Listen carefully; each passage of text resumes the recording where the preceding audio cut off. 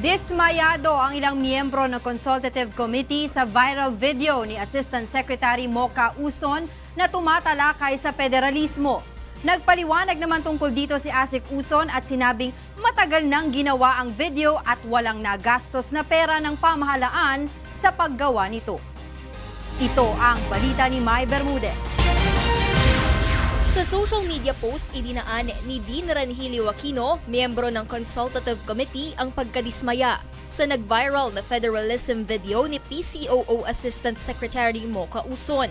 Sa kumalat na video na may pamagat na sneak peek of our federalism lecture series, makikita si Asek Mocha na inaanyayahan ng isang blogger na sumayaw at kantahin ang isang jingle na may halong sensitibong mga salita na tumutukoy sa maselang bahagi ng katawan ng isang babae na iniugnay sa federalismo.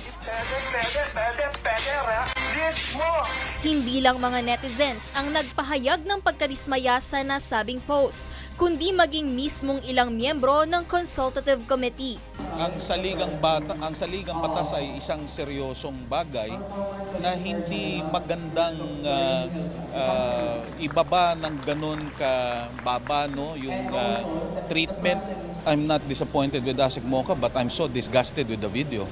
Iginiit naman ni CONCOM Chair at retired Chief Justice Reynato Puno na hindi kasama ang mga miyembro ng komite sa mga nakonsulta sa pagpaplano kung paano ito ikakampanya ng mga PCOO officials, partikular na ni Asek Mocha. Hindi nga kami kasama doon sa pag-draw ng communication plan. So ako, wala akong personal knowledge doon.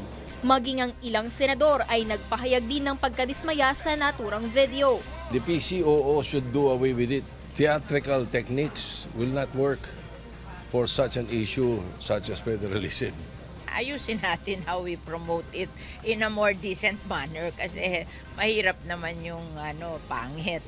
Continue to take advantage of your blog, you announce. Sa kanyang social media post, nilinaw ni Asek Mocha na matagal nang ginawa ang nasabing video. Hindi rin umano ito isang uri ng campaign video at walang anumang halaga o pondo ng bayan ang ginastos para dito.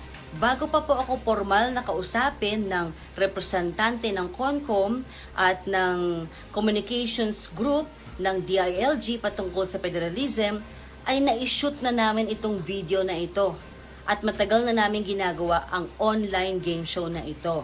Maging ang Malacanang naniniwalang dapat gawing seryoso ang pagbibigay ng impormasyon hinggil sa federalismo, lalo na't matinding usapin ang pagbabago ng saligang batas ng bansa. Dapat siguro mas seryoso, no, dahil ito po ay saligang batas, ang pinakamataas na batas sa ating bayan.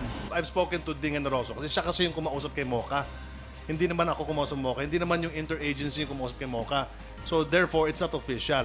Mai Bermudez, UNTV News and Rescue, Manila.